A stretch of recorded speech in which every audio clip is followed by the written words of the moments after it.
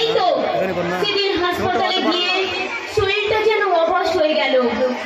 Post-mortem রুমের ভিতরে এক বিভীষিকাময় ছিন্ন বিচ্ছিন্ন দেহ দেখে বিশেষভাবে আটকে উঠলাম।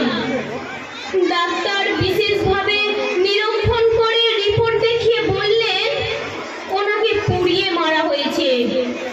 বিকট গন্ধ, টেকার জো নেই। তাই বাইরে ঘুরে আসতেই দেখি পোস্টমর্টম রুমের বাইরে থাকা এক মহিলা রুবেল নাম ধরে সজোরে চিৎকার করে বলছে, তুমি আমাদের সবকিছু নিয়ে নাও, কিন্তু তার পরিবর্তে আমাদের সুরমাকে ফিরিয়ে দাও, ফিরিয়ে দাও আমার সুরমাকে। ব্যাপারটা বেশ জটিল বলেই মনে হলো। তখন আমার পাশে দাঁড়িয়ে থাকা এক লোককে জিজ্ঞাসা করলাম। বললেন, জানেন না, এ তো গত মাসে ছেলে পক্ষ মেয়ে পক্ষের কাছ থেকে 1 লক্ষ টাকা চেয়েছিল। দিতে না পারায় প্রথম দিকে মারধর করতো, অবশেষে মেয়েটিকে পুড়িয়েই মেরে ফেললো।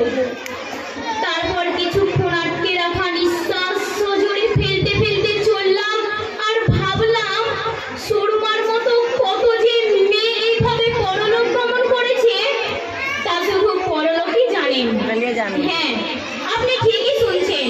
সমাজের এক অন্যতম কুপ্রথা পণপ্রথার কথাই আমি বলছি, যা সুরমার মতো শত শত সাধারণ পরিবারের মেয়েদেরকে বলি পাঠা করে। ভাবলে যেন শরীরটা হিম হয়ে আসে। হ্যাঁ, আমি আপনাকেই দেখাচ্ছি পণপ্রথার ভয়াবহতা।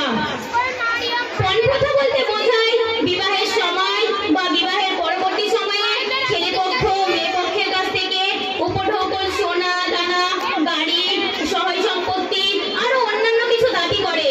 এটাই হলো পণ বা যৌতুক।